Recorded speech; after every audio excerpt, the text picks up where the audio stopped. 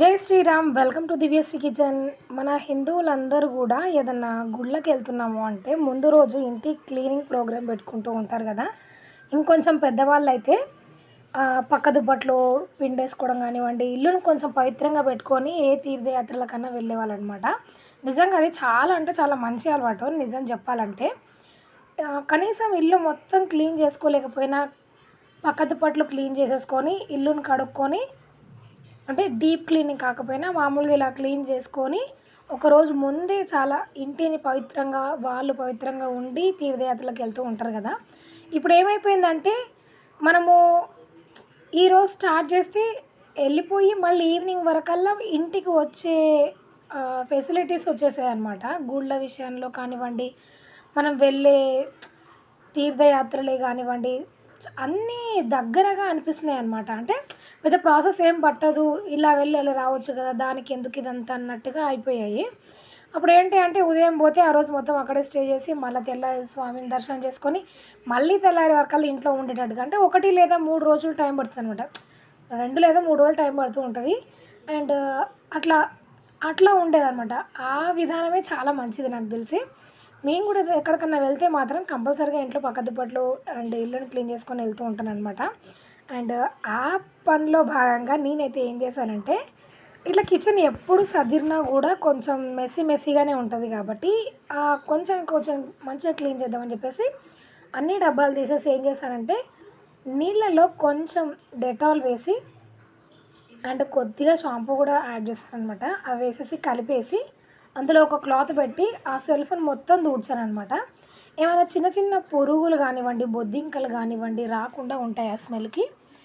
And నీట్గా కూడా ఉంటుందన్నమాట. అట్లా ఒకసారి మొత్తం తుడిచేసుకొని అండ్ గచ్చు, వంట బండ అండ్ అక్కడ ఉన్న కిచెన్ టాప్ కానివ్వండి, స్టవ్ కానివ్వండి, అన్నిటినీ కూడా కాస్త డెటాలు అండ్ కొద్దిగా షాంపూ వేసేసి నీట్గా తుడిచేసిన తర్వాత మళ్ళీ ఒక తడిగుడ్డతో తుడిచేసామన్నమాట.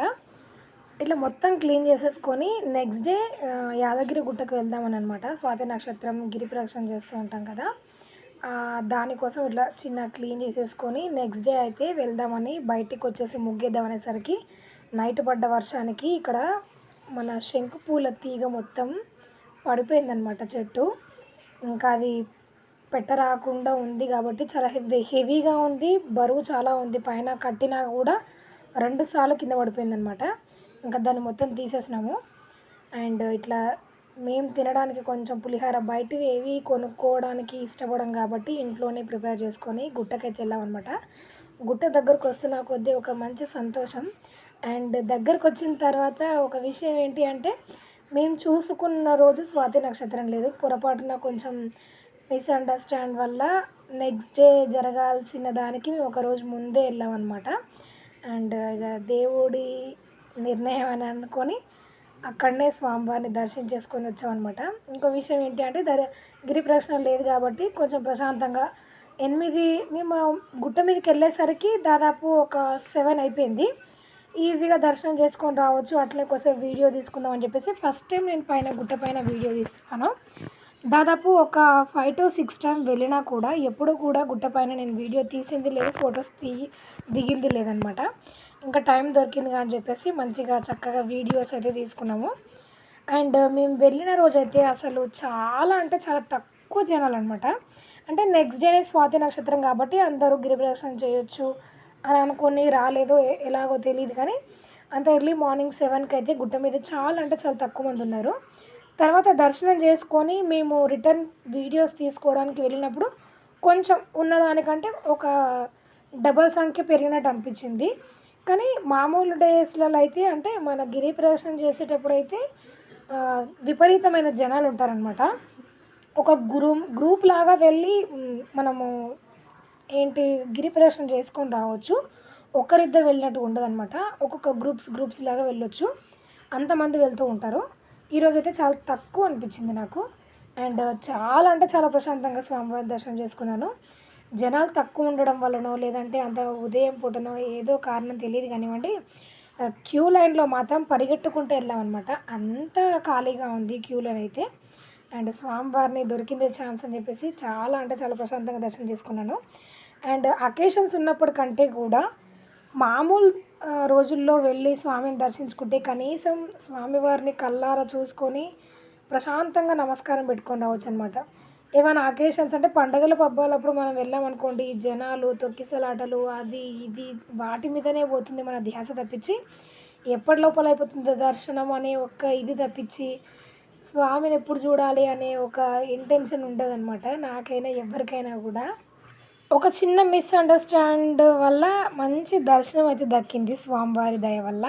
అండ్ మేము గుట్టకెంచి వచ్చేసరికి 11:30 అట్లా అయిపోయింది. వచ్చినంక వంట చేసేసుకొని తినేసి షాప్ కాడికైతే వెళ్ళిపోయాననమాట. అండ్ షాప్ కాడికి వెళ్ళిపోయిన తర్వాత నేను ఒక బ్లౌజ్ అయితే స్టిచ్ చేయగలిగిన. నిజంగా ఈరోజు కొంచెం చాలా అంటే చాలా యాక్టివ్‌గా ఉండే. అండ్ ఇట్లా ఒక బ్లౌజ్ స్టిచ్ చేసేసిన. అండ్ దీన్ని ప్రిన్సెస్ కట్ బ్లౌజ్ అంటారు. ఇది ఒక శారీతో కుట్టిందనమాట. లెహెంగా అండ్ పళ్ళుని వచ్చేసి నేను ఇట్లా బ్లౌజ్ స్టిచ్ చేసిన. రౌండ్ పైపింగ్ నెక్ అండ్ హ్యాండ్స్కి సరిపోకపోయేసరికి శారీలో నుంచే చిన్న పీస్ కట్ చేసి ఇట్లా డిజైన్ లాగా ఉంటుందని చెప్పేసి జాయిన్ చేసుకుంటున్నాను అనమాట. చూడటానికైతే చాలా బాగుంది. ఫినిషింగ్ కూడా సూపర్గా ఉంది. క్లాత్ మాత్రం షైనీగా ఉందన్నమాట. టిష్యూ ఫ్యాబ్రిక్ ఇది, కాకపోతే కొంచెం హార్డ్గా ఉంది. అండ్ వేసుకుంటే మాత్రం కంఫర్టబుల్గానే ఉంటుంది. చూడడానికి చాలా అంటే చాలా బాగుంటాయి. ఇట్లా ఈరోజైతే ఇన్ని పనులు కంప్లీట్ అయిపోయాయి అనమాట. అండ్ ఐ హోప్ ఈ వీడియో మీకు నచ్చితే కనుక లైక్ చేయండి. అండ్ దీనికి మ్యాచింగ్గా లెహంగా అనమాట. ఇది శారీ. ఈ శారీ దాంతో నేనైతే లెహంగా కుట్టేశాను. అండ్ పైన హిప్ బెల్ట్ వస్తుంది చిన్నగా, చూడండి ఇది అంచు. అండ్ దీనికి ఫాల్ అలాగే ఉంచేసాను అనమాట, ఎందుకు తీయడం ఇంకా మళ్ళీ అనేసి. ఇట్లా శారీ తోటి నేను లెహంగాని అండ్ హాఫ్ బ్లౌజ్ని అయితే స్టిచ్ చేశాను. ఇట్లా గోల్డ్ కాంబినేషన్లో లెహంగా ఉంటే ఏంటి అంటే మనకి ఇష్టం వచ్చిన చున్నీస్ వేసుకోవచ్చు అనమాట. గ్రీన్, పింక్, రెడ్ ఇష్టం వచ్చింది వేసుకోవచ్చు. బాగుంటుంది కాంబినేషన్ అనేది. అండ్ ఈరోజు వ్లాగ్ ఇదనమాట. నచ్చితే లైక్ చేయండి, మీ ఫ్రెండ్స్ అండ్ ఫ్యామిలీ మెంబర్స్కి షేర్ చేయండి. మరికొన్ని డిఫరెంట్ వ్లాగ్స్ కోసం నా ఛానల్ని సబ్స్క్రైబ్ అవ్వండి. Thank you for watching. జై శ్రీరామ్.